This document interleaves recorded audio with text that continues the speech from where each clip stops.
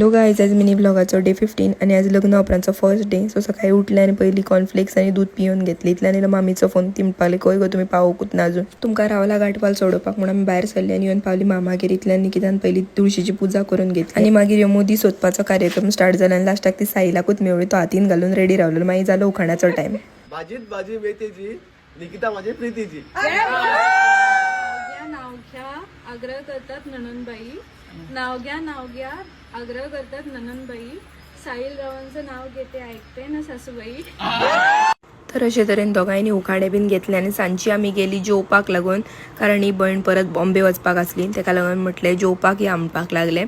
So आमी सगळीं हांगासर जेवपाक येयलेली.